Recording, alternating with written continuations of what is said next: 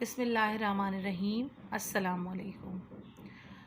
आज जो मैं आपके पास टॉपिक लेकर आई हूँ ये तो मैं आपको बता दूँगी। उससे पहले मैं आपको ये बताऊँ कि ये टॉपिक मैं स्पेशली टीचर्स के लिए लेकर आई हूँ। ये टीचर्स की वर्कशॉप करा रही हूँ मैं, और इस वर्कशॉप के एंड में टीचर्स क्या क्या चीज़ें सीखेंगी और वो उनकी प्रोफेशनल लाइफ के लिए किस हद तक बेनिफिट है, इसका अंदाज़ा आपको वर्कशॉप की एंड में हो जाएगा। और इसमें ब्रेन स्टॉर्मिंग को ज़्यादा से ज़्यादा फोकस किया जाएगा ताकि टीचर्स गौर व फिक्र कर सकें। First of all I would like to say कि आप ये तस्वीर आपके सामने है, इसको देखिए और इसमें क्या लिखा है ये भी पढ़िए। मैं आपको बताती हूँ। For a fair selection everybody has to take the same exam, please climb that tree. ये जो पर्सन है उसने ये बात कही है, ये जो बैठा हुआ है चेयर पे, और ये किससे कह रहा है ये आप देखिए पिक्चर पे। क्यों कह रहा है, इसका क्या मकसद है और ये कहना क्या चाहता है। और ये जो बात यहाँ पे बोली गई है, क्या आप इससे इत्तेफाक करते हैं? तो बहरहाल ये आप मुझे कमेंट्स में बताएंगे, और जितनी भी टीचर्स हैं वो पेंसिल कॉपी अपने साथ रखें और इन पॉइंट्स को नोट करें जो उनके माइंड में आ रही हैं। इस पिक्चर को देख के उनके माइंड में जो जो बातें आ रही हैं वो कॉपी में, नोटबुक में नोट करें। Objective: the aim of this workshop is to help teachers understand the concept of multiple intelligences and how to incorporate it into their classroom practices by attending this workshop. इस workshop का मफहूम ये है कि teachers understand करें multiple intelligence का concept. मतलब आसान लफ्ज़ों में ये कहेंगे कि इस वर्कशॉप का मकसद ये है कि टीचर्स समझ सकें मल्टीपल इंटेलिजेंस का कॉन्सेप्ट, और इस वर्कशॉप को अटेंड करने के बाद अपनी क्लासरूम की प्रैक्टिसेस को किस तरीके से कैसे इनकॉर्पोरेट करें। Definition: multiple intelligence theory was developed by Howard Gardner when he was working Harvard University. Gardner published this theory in a book named Frames of Mind. The theory of multiple intelligence published in 1983. Multiple intelligence की जो theory थी वो develop की थी Harvard gardener ने, और जब ये वर्क कर रहे थे हार्वर्ड यूनिवर्सिटी में। गार्डनर की थ्योरी जिस बुक में उन्होंने पब्लिश की थी उस बुक का नाम है फ्रेम्स ऑफ माइंड, और ये थ्योरी मल्टीपल इंटेलिजेंस की थ्योरी 1983 में पब्लिश हुई थी। हार्वर्ड गार्डनर ने बहुत सारे स्टूडेंट्स पर, बच्चों पर काम किया, ऑब्ज़र्व किया उनको, और फिर इस बात को अपनी बुक में प्रोमिनेंट किया कि इंटेलिजेंस एक तरह की नहीं होती। इंटेलिजेंस हर इंसान में डिफरेंट टाइप की इंटेलिजेंस पाई जाती हैं। उनका कहना था कि इंटेलिजेंस कई टाइप्स की होती हैं और ये इंसान को ख़ुद देखना है कि उसके अंदर कौन सी इंटेलिजेंस पाई जाती है और इसका मकसद क्या है। मैं टीचर्स की वर्कशॉप में इसको इतना फोकस क्यों कर रही हूँ, इसलिए कि बेसिकली टीचर्स ही एजुकेट करने के लिए होती हैं, और वो जब एजुकेट करेंगी तो उनको एजुकेट करने से पहले पता होना चाहिए कि उनके क्लासरूम में डिफरेंट टाइप के बच्चे हैं। मे बी के उन बच्चों में किसी के अंदर लर्निंग डिसेबिलिटी हो, या किसी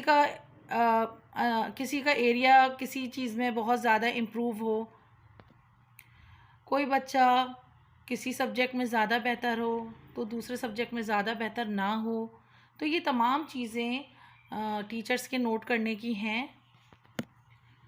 अमूमन ये होता है कि कुछ लोगों में, कुछ टीचर्स में अगर ट्रेन ना हो और उनमें अवेयरनेस ना हो तो मे बी कि वो किसी बच्चे पे लेबल लगा दें कि इसके अंदर ये इंटेलिजेंस नहीं है और ये वीक है या ये डल है। लेकिन अगर एक टीचर ट्रेन होगी तो वो यकीनन वो एरिया नोट कर लेगी जिस एरिया में बच्चा इंटेलिजेंस रखता होगा, और वो उसी के मुताबिक उसकी स्ट्रेटजीज़ को तैयार करेगी और उस पर वर्क करवाएगी। यानी हमारे क्लासरूम में हम कहेंगे कि बहुत सारे बच्चे होते हैं और उन बच्चों में डिफरेंट इंटेलिजेंस पाई जाती हैं। यहाँ कहने का ये मकसद है कि उसको जानना टीचर्स के लिए बहुत ज़रूरी है ताकि उनके मुताबिक स्ट्रेटजीज़ बनाई जाएं। मे बी के एक स्टूडेंट है जिसकी उर्दू बहुत ज़्यादा अच्छी है और इंग्लिश का स्पेलिंग का इश्यू उसके साथ आ रहा है, तो उसको डल करार दे दिया जाए। मे बी के कोई बच्चा मैथ में बहुत अच्छा है, आर्ट में अच्छा नहीं है, तो उसको फिर इतनी ज़्यादा वैल्यू ना दी जाए। या बहुत सारी कंडीशंस हो सकती हैं, लेकिन सब में डिफरेंट एबिलिटीज़ मौजूद होती हैं। हार्वर्ड गार्डनर ने यहाँ तक के डिफरेंटली एबल बच्चों पे भी रिसर्च करी और डिफरेंटली एबल बच्चों में भी उन्होंने ऐसी सलाहियतें देखी जो कि बहुत हैरत अंगेज़ उनको नज़र आई कि कुछ बच्चे रेस लगाने में और कुछ बच्चे एक्टिव बहुत थे, बॉडीली काइनेस्थेटिक स्मार्ट थे, कुछ बच्चे डांसर बहुत अच्छे थे, तो कुछ बच्चे पेंटिंग में बहुत अच्छे थे। तो ये तमाम चीज़ें हार्वर्ड गार्डनर ने रिसर्च करी ताकि लर्निंग डिसेबिलिटीज़ से लेकर डिफरेंटली एबल बच्चे और नॉर्मल बच्चे, तमाम बच्चों को नोट किया जा सके कि हर बच्चे के अंदर कौन कौन सी एबिलिटीज़ मौजूद हैं और उसके हिसाब से उसको ग्रो किया जाए। मल्टीपल इंटेलिजेंस में पहले कुछ इंटेलिजेंस सामने आई, उसके बाद मज़ीद उनमें इजाफ़ा हुआ। आज मैं जो मेरे पास इंटेलिजेंस मौजूद हैं हार्वर्ड गार्डनर ने जो पेश की हैं, मैं उन पे डिस्कस करती हूँ। विजुअल स्पैचुअल इंटेलिजेंस, ये वो इंटेलिजेंस हैं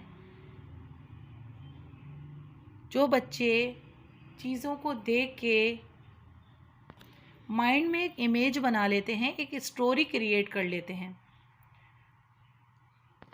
फॉर एग्ज़ाम्पल, एक बच्चा एनिमल से खेल रहा है, एनिमल टॉयज़ हैं उसके पास और वो उससे खेल रहा है, तो उसने पूरा ज़ू क्रिएट कर लिया अपने माइंड में और वो वहाँ पे ज़ू के बारे में सोच रहा है और उसका एक नज़रिया है, वो चीज़ों को देख के उसके बारे में सोचता है और ये उसकी इंटेलिजेंस है, क्योंकि बहुत सारे आइडियाज़ वो माइंड में लेकर आता है और उसको पाया तकमील तक पहुँचाने की कोशिश करता है।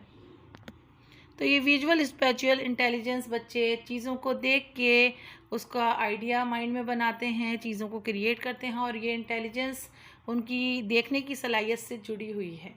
यानी वो एक चीज़ों को देखते ही एक नज़रिया बना लेते हैं और उसमें पूरा इमेजिन करते हैं,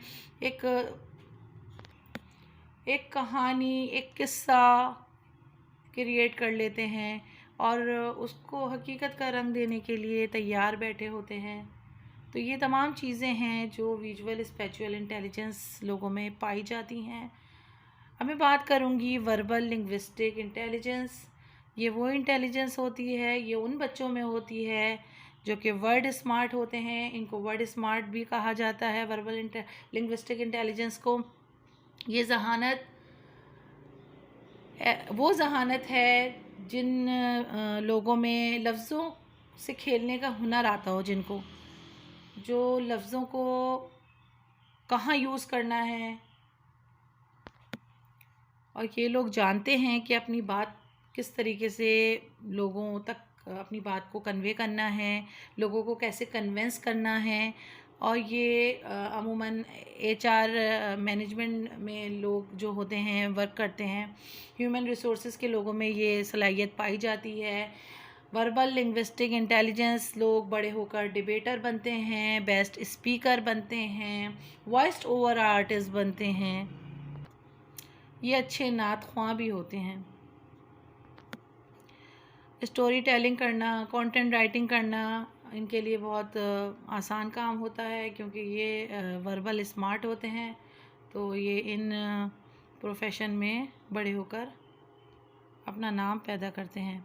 logical kinesthetic intelligence, logical kinesthetic intelligence ये वो बच्चे होते हैं जो मैथमेटिक्स में, इसको कहते हैं मैथमेटिकल इंटेलिजेंस भी कहते हैं इसको, लॉजिकल काइनेस्थेटिक इंटेलिजेंस को।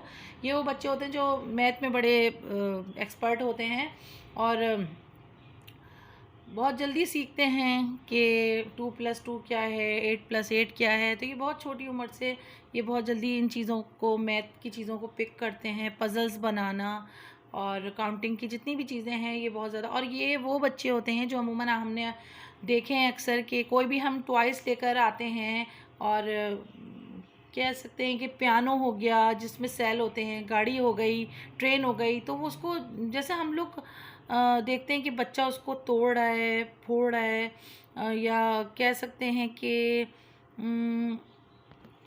अक्सर बड़े यूज़ कर लेते हैं नेगेटिव लैंग्वेज में कि भाई बच्चे ने ये क्यों तोड़ दिया, क्यों बर्बाद कर दिया टॉयस। लेकिन वो बेसिकली ये तोड़ फोड़ नहीं होती, बच्चा लॉजिकल स्मार्ट होता है, बच्चा लॉजिकल काइनेस्थेटिक इंटेलिजेंस उसके अंदर होती है। तो वो ये चीज़ों को मतलब ऑब्ज़र्व कर रहा होता है कि इसके अंदर क्या सिस्टम है, कौन सी चीज़ किससे कनेक्ट है।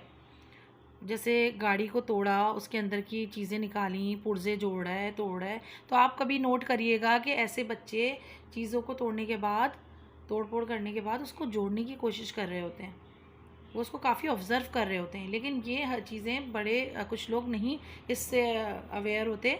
तो ये चीज़ें जानना ज़रूरी है कि ऐसे बच्चे जो हैं बेसिकली लॉजिकल काइनेस्थेटिक इंटेलिजेंस उनके अंदर मौजूद होती है, काफ़ी इंटेलिजेंट बच्चे होते हैं।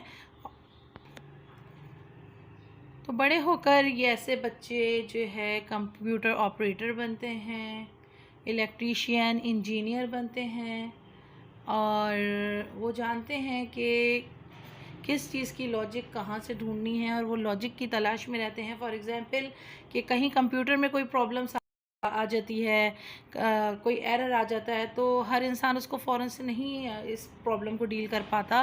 लेकिन जो लॉजिकल काइनेस्थेटिक इंटेलिजेंस होते हैं, बच्चे होते हैं जिनके अंदर लॉजिकल काइनेस्थेटिक इंटेलिजेंस होती है, वो बच्चे इन चीज़ों में बहुत ज़्यादा आगे निकलते हैं, बड़े होके इन चीज़ों को के एक्सपर्ट होते हैं।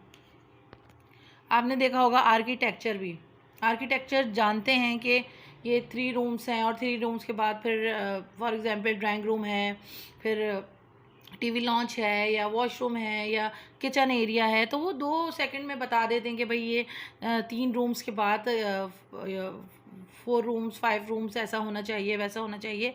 तो उनकी ये भी लॉजिकल काइनेस्थेटिक इंटेलिजेंस होती है, उनका मैथ बहुत अच्छा होता है।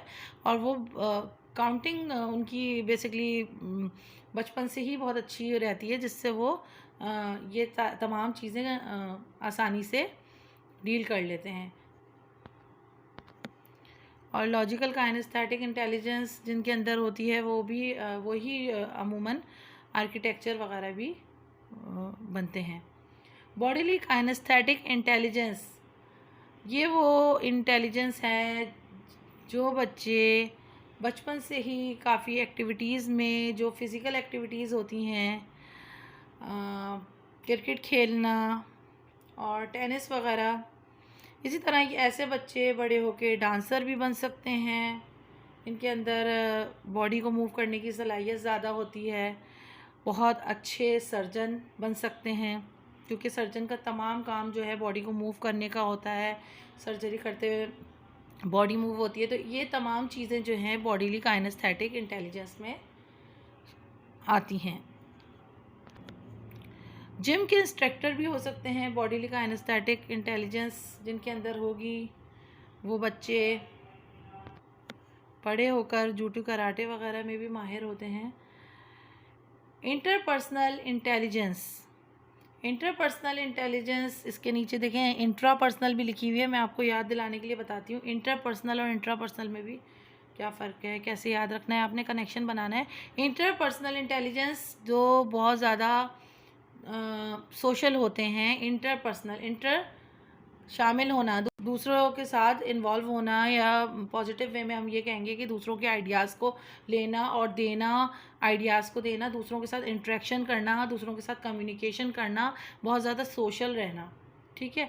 तो ये तमाम चीज़ें जो है इंटरपर्सनल लोगों में पाई जाती हैं, और इंटरपर्सनल लोगों का प्रोफेशन बड़े होकर ज़्यादातर सोशल वर्कर होते हैं ये, क्योंकि दूसरों के अमूमन जज्बात को समझना जानते हैं, लोगों से इंटरेक्शन ज़्यादा से ज़्यादा करते हैं, तो ये अंडरस्टैंड करते हैं तमाम लोगों से किस तरीके से गुफ्तगू की जाती है, और किस तरह से ये लोगों की नेचर से भी ज़्यादा वाकिफ़ होते हैं। चूँकि ये अकेले रहना पसंद नहीं करते, ये दूसरों के साथ घुल मिल के रहते हैं, तो इनका सोशल इनका होना ही ये बात ज़ाहिर कर रहा है कि ये एक माशरे से जुड़े हुए लोग हैं, और ये माशरे के लिए ही कुछ काम करते हैं बड़े होके। और मैं इसके लिए आज जो टीचर की वर्कशॉप ले रही हूँ, इसमें बेसिकली फ़ोकस करूँगी इंटरपर्सनल लोगों के लिए, कि इंटरपर्सनल इंटेलिजेंस टीचर्स के अंदर ज़रूर होनी चाहिए, क्योंकि टीचर ही है जो बच्चों को एजुकेट करता है। और अगर टीचर ही बच्चों को नहीं समझ पाएगा और सही से कम्युनिकेट नहीं कर पाएगा, क्योंकि टीचर्स का ताल्लुक़ पूरी कम्युनिटी से, पूरी कौम से बन रहा है, क्योंकि एक बच्चे को पढ़ाना पूरी कौम से को एजुकेट करने के मुतरादिफ है। क्योंकि जब टीचर एक बच्चे को एजुकेट करती है तो उसका लिंक पेरेंट्स से भी होता है पेरेंट्स मीटिंग में, और कम्युनिकेशन स्किल्स बहुत अच्छी होनी चाहिए।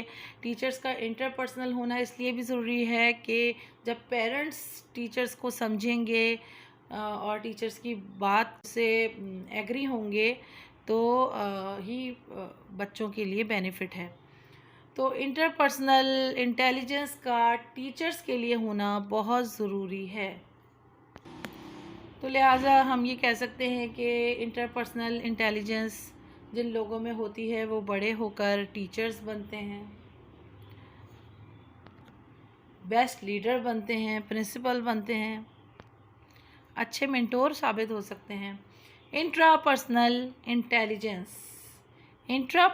इंटेलिजेंस उन बच्चों में पाई जाती है जो कि बहुत अकेले रहना पसंद करते हैं। इसका मतलब ये है कि वो अपने ही आइडियाज़ को फोकस ज़्यादा करते हैं, अपने आइडियाज़ को अपने माइंड में गोल बनाते हैं।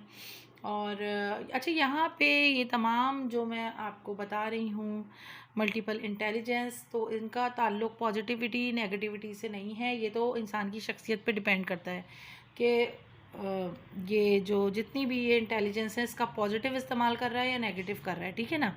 ये इंटेलिजेंस है, इसका किस तरीके से इस्तेमाल इंसान कर रहा है ये उस पर डिपेंड करता है। जैसे इंट्रापर्सनल इंटेलिजेंस को सुनते ही बाज़ लोग ये समझते हैं कि नहीं भाई ये तो बिल्कुल ही अलहदा रहता है, नेगेटिव है। ऐसा कुछ नहीं है, यहाँ पे ये पॉजिटिव वे में भी आता है, क्योंकि मौका महल के लिहाज से कुछ सिचुएशन ऐसी लाइफ में होती हैं कि इंट्रापर्सनल इंटेलिजेंस इंसान को के अंदर होती है, और उसको ये जांचना पड़ता है कि ये इंटेलिजेंस उसको कहाँ यूज़ करनी है। तो वो ऐसे में गोल्स तैयार करता है। इंट्रापर्सनल इंटेलिजेंस जिसके अंदर होती है वो ख़ुद ही ख़ुद गोल बनाता है, दूसरों के आइडियाज़ को इतना ज़्यादा फोकस नहीं करता।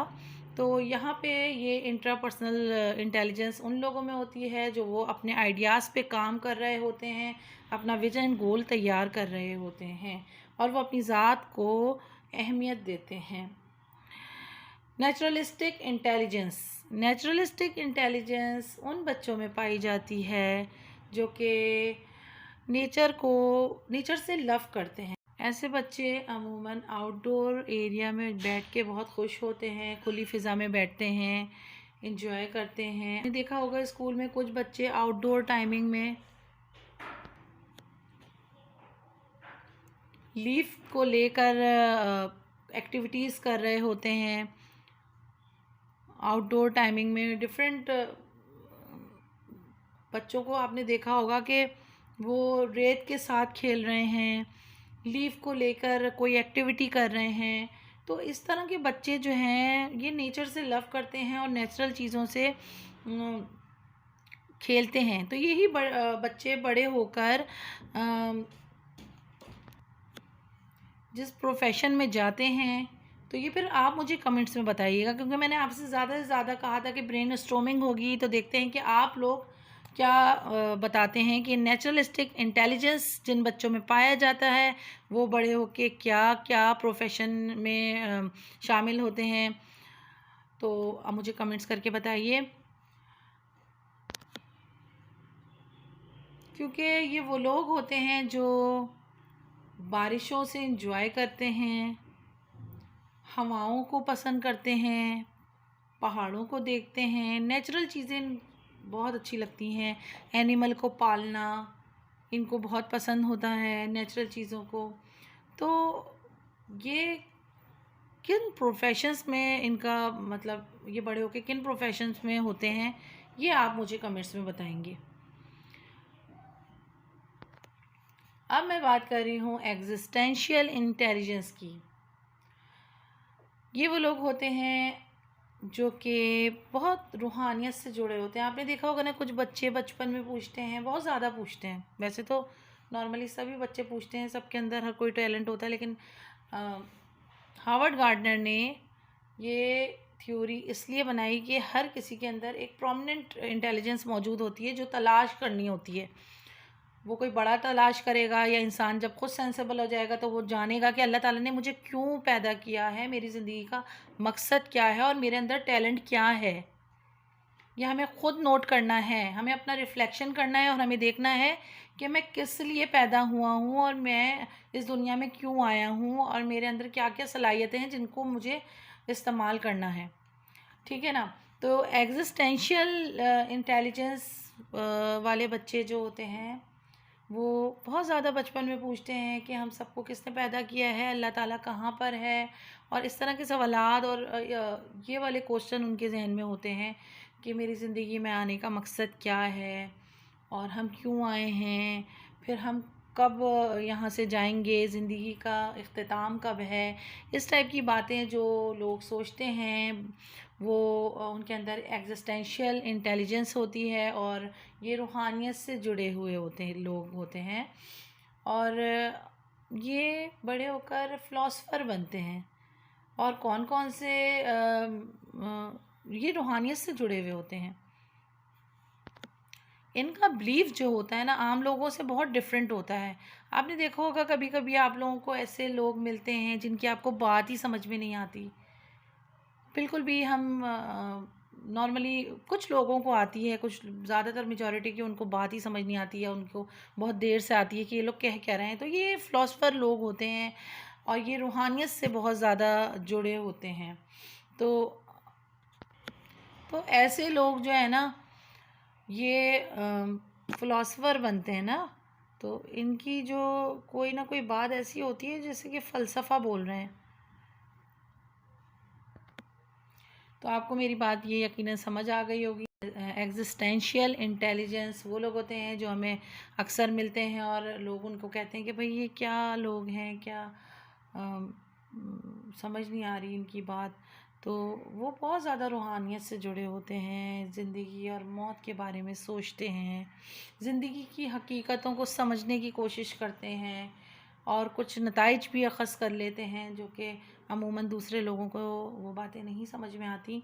तो बहरहाल ये तमाम इंटेलिजेंस हैं। तो मैं इन इंटेलिजेंस की 3 एग्ज़ाम्पल आपको पर्सनैलिटी के साथ बताऊँगी इस वीडियो में। बाकी अदर वीडियो मैं डिटेल में मज़ीद जो बनाऊँगी उसमें आप देख लीजिएगा।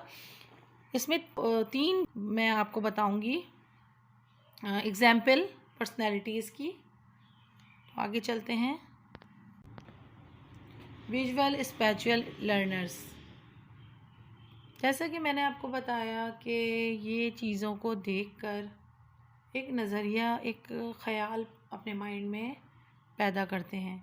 तो यहाँ कायद-ए-आज़म मोहम्मद अली जिन्ना ने क्या देखा, उन्होंने एक सिचुएशन देखी, एक हालात ज़िंदगी देखी, और हालात ज़िंदगी देखने के बाद उन्होंने अपने माइंड में एक विज़न पैदा किया, एक माइंड में एक खाका तैयार हो गया उनको, जिसके बाद उन्होंने उसको हकीकत का रंग दे दिया।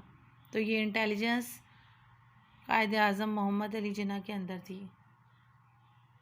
इसके अलावा ये इंटेलिजेंस किन किन लोगों में पाई जाती है, आपके इर्द गिर्द किन लोगों में पाई जाती है, ये आपने ख़ुद नोट करना है। कॉपी पेंसिल आपके साथ है, आप नोट करते जाइए ताकि इस वर्कशॉप का आपके लिए बहुत ज़्यादा फ़ायदा हो, क्योंकि एज़ अ टीचर आप लोगों को इन तमाम बातों का समझना बहुत ज़रूरी है। नेक्स्ट अब हम बताते हैं आपको।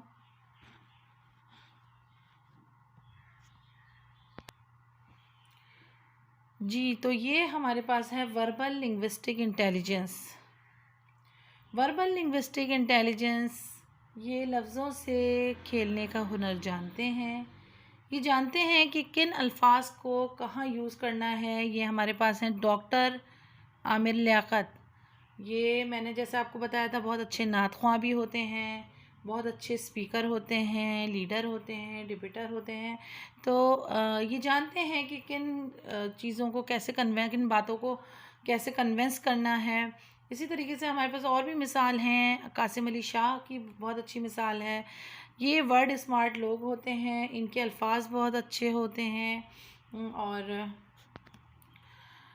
जैसे मैं आपको बताऊं कि जितने भी वर्ड स्मार्ट लोग हैं, इसका ये मतलब नहीं है कि बहुत ज़्यादा बोलने वाले को ही हम वर्ड स्मार्ट कहते हैं। वर्ड स्मार्ट वो लोग हैं जो बहुत अच्छा बोलते हैं, मे बी कि वो बहुत मुख्तसर बोलते हैं, मुख्तसर और जामा बोल के वो अपनी बात को मनवा लेते हैं, लोगों को कायल कर लेते हैं, लोगों को कन्विंस कर लेते हैं। जैसे बहुत सारी मैंने अभी मिसालें आपको दी कि ह्यूमन रिसोर्सेज मैनेजर के अंदर भी ये एबिलिटीज़ होती हैं कि वो वर्ड स्मार्ट होते हैं। तो ये वर्बल लिंग्विस्टिक इंटेलिजेंस आपके इर्द गिर्द किन लोगों में पाई जाती है। आप लोग यकीनन टीवी ड्रामे देखते होंगे, आप लोगों को साइंटिस्ट के नाम याद होंगे, आप लोगों को बहुत डिबेटर्स के नाम याद होंगे। आप ये तमाम चीज़ों को जोड़ें, कौन कहाँ कहाँ फिट हो रहा है, ठीक है। और ये मुझे कमेंट्स में ज़रूर बताएं कि किसके अंदर वर्बल लिंग्विस्टिक इंटेलिजेंस पाई जाती है, आपको क्या लगता है और कौन से लोग हैं जो वर्ड स्मार्ट हैं। आप लोग सोचें ज़रा, आपके टीचर्स में कौन कौन हैं, आपके प्रोफेसर में कौन कौन हैं, और बहुत ज़्यादा पॉपुलर शख्सियात को अपने माइंड में लेकर आएं और देखें कि किसके अंदर कौन सी इंटेलिजेंस मौजूद है और नोट करें। Logical mathematical intelligence, Albert Einstein की मिसाल बहुत अच्छी है। ये हर चीज़ में लॉजिक ढूंढते हैं। अच्छा, मैंने आपको बताया था कि ये प्लस माइनस और ये जो है मैथमेटिक्स के तमाम चीज़ों को सॉल्व करना, फार्मूलाज को हल करना ये जानते हैं। और ये जो है इनका मकसद ये होता है कि क्या चीज़ क्यों प्रॉब्लम कर रही है, इस प्रॉब्लम्स को कैसे सॉल्व किया जाए। प्रॉब्लम सॉल्वर होते हैं ये। लॉजिक ढूंढते हैं कि ये लॉजिक, आखिर लॉजिक है क्या और ये मसला क्यों है, और उसको सही करने के लिए वो तमाम लॉजिक का इस्तेमाल कर लेते हैं और अपने मकासद पर पहुंच जाते हैं, पाया तकमील तक पहुंच जाते हैं। तो ये इंटेलिजेंस मैथमेटिकल इंटेलिजेंस कहलाती है, जिसके बारे में मैं आपको पहले भी बता चुकी हूँ कि ये लोग किन प्रोफेशंस में होते हैं। इसके अलावा जो आपके माइंड में आ रहा है तो मुझे कमेंट्स में बताइए, मुझे ज़रूर फीडबैक दिया करें और टॉपिक के साथ जुड़े रहिए। टॉपिक के एंड में आप तमाम टीचर्स को ये अंदाज़ा होगा कि आपने यकीनन बहुत कुछ सीखा। ये अब आपके सामने इंटेलिजेंस है, ठीक है। अब ये तमाम टीचर्स एक 2 कॉलम बना लें, ठीक है। एक कॉलम में आप अपना नाम लिखें, ठीक है, और दूसरे कॉलम में आप किसी पॉपुलर शख्सियत का नाम लिखें, ठीक है। और अपने नाम के नीचे आप अपनी इंटेलिजेंस लिखें जो आपके अंदर मौजूद है। आपको लगता है कि आपके अंदर फ़ला इंटेलिजेंस मौजूद है, मे बी कि वो 2 से 3 हो सकती हैं, लेकिन फिर उसमें से आप एक सिलेक्ट करें जो प्रोमिनेंट आपको लगता है कि आपके अंदर ये इंटेलिजेंस मौजूद है। और फिर एक पॉपुलर शख्सियत, दूसरे कॉलम में आपने एक पॉपुलर शख्सियत का नाम लिखा है, ठीक है ना, बात समझ आ रही है। तो उस पॉपुलर शख्सियत के अंदर जो उसकी पर्सनैलिटी में जो मौजूद इंटेलिजेंस है वो इंटेलिजेंस लिखें। अब वो पॉपुलर शख्सियत आपकी टीचर भी हो सकते हैं, आपके प्रोफेसर भी हो सकते हैं, फैमिली मेम्बर भी हो सकते हैं, आपके चिल्ड्रंस में भी हो सकते हैं, और टीवी एक्टर भी हो सकते हैं, जो भी हो सकते हैं, आप वो पॉपुलर शख्सियत के कॉलम में उनकी इंटेलिजेंस लिखिए कि आपको क्या लगता है। देखिए, आपको इन तमाम चीज़ों को समझाने का मकसद ये है कि आपकी ज़्यादा से ज़्यादा ब्रेन स्टॉर्मिंग हो रही है और इससे आप अपने स्टूडेंट्स को समझ सकते हैं कि आपके स्टूडेंट्स में कौन सी इंटेलिजेंस मौजूद है। तो आप अपने स्टूडेंट्स का भी लिख सकते हैं कॉलम में कि उनके अंदर कौन सी, आपको किसी एक का नाम मेंशन कर दें और उनमें कौन सी आपको, उस बच्चे में आपको कौन सी इंटेलिजेंस नज़र आती है। तो आगे चल के आपको इसकी प्लान करने में, उसकी बच्चे के लिए स्ट्रेटजीज़ तैयार करने में आसानी होगी। उसकी एज अप्रोप्रिएट आप एक्टिविटीज़ को तैयार कर सकेंगे, एज अप्रोप्रिएट और इंटरेस्ट अप्रोप्रिएट, कि उसका इंटरेस्ट किस चीज़ में है। तो उस हिसाब से, यानी इंटरेस्ट को फोकस करेंगे आप कि उसके अंदर कौन सी ज़हानत मौजूद है। जो ज़हानत उसके अंदर मौजूद होगी वो वहीं पे फोकस करेगा उसका इंटरेस्ट भी। Conclusion: Intelligence is a biological and psychological potential. There are multiple and independent intelligences. Each person has a unique profile. तो मैं आपको यहाँ ये बता दूँ कि हमारे पास जो नतीजा निकल रहा है वो यही है कि हमारे पास बहुत सारी इंटेलिजेंस होती हैं। हार्वर्ड गार्डनर के मुताबिक एक इंटेलिजेंस नहीं पाई जाती, मल्टीपल इंटेलिजेंस पाई जाती हैं। हर बच्चे के अंदर डिफरेंट डिफरेंट इंटेलिजेंस पाई जाती हैं, जो कि हमें मेजर करना ज़रूरी है, हमें जानना ज़रूरी है कि फ़लाँ बच्चे के अंदर कौन सी इंटेलिजेंस मौजूद है। तो बेसिकली ये टीचर्स की वर्कशॉप में टीचर्स को ये अंदाज़ा हो गया होगा कि every person, each person has a unique profile. हर बच्चा एक अलग पर्सनैलिटी रखता है, उसकी एक यूनिक प्रोफाइल है। हर बच्चा एक दूसरे से डिफरेंट होता है, उसके डिफरेंट आइडियाज़ होते हैं, उसके डिफरेंट थिंकिंग होते हैं, और एक बच्चे से हम तमाम चीज़ों को एक्सपेक्ट नहीं कर सकते। चुनांचा हम एनिमल्स की भी जो हमने स्टार्टिंग में मिसाल देखी थी, तो हम फ़िश से भी नहीं कह सकते कि वो दरख्त पे चढ़ जाए, और अगर फ़िश दरख्त पे चढ़ने की ख्वाहिश रखेगी तो वो स्टूपिड होगी, क्योंकि फ़िश हमेशा समंदर में ही जी सकती है।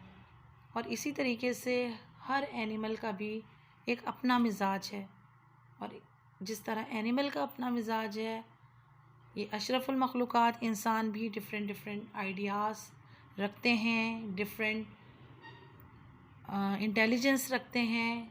सबके अपने टेस्ट हैं, सबके अपने आइडियाज़ हैं, सबके अपनी थिंकिंग है, सबके अपनी नॉलेज है। तो हार्वर्ड गार्डनर का यहाँ समझाने का मकसद ही यही है कि हर बच्चा, हर इंसान डिफरेंट सोच लेकर आया है, जो कि दुनिया में आने के बाद इंसान ने ख़ुद नोट करना है। और ये टीचर्स का काम भी है कि वो तलाश करें कि हमारे बच्चों में, हमारे स्टूडेंट्स में कौन सी एबिलिटी है। ये जानना बहुत ज़रूरी है। अगर एज अ टीचर आप लोगों ने ये नहीं जाना और सबको एक ही स्ट्रेटजीज़ और एक ही वर्क दे दिया, तो ये मुनासिब नहीं होगा। ये उनकी पर्सनैलिटी को डैमेज कर देगा ये मेथड। आपने उनकी पर्सनैलिटी को देख के और उनके अंदर उनके इंटरेस्ट को देखते हुए उनसे एग्ज़ाम्स लेने हैं, उनकी स्ट्रेटजीज़ तैयार करनी है। हर इंसान के अंदर एक टैलेंट नहीं होता। Thank you. आपको मेरी ये वीडियो कैसी लगी मुझे कमेंट्स में ज़रूर बताइएगा। इंशाल्लाह इसको मज़ीद मैं डिस्क्राइब करूँगी एक और वीडियो में, जिसमें मैं और डिटेल आपको बताऊँगी 8 और 9 इंटेलिजेंस के बारे में, और उनकी एग्जांपल्स भी पर्सनैलिटी के साथ दूँगी। आप मुझे लाइक सब्सक्राइब करना ना भूलिएगा। अल्लाह हाफ़िज़। Thanks for watching.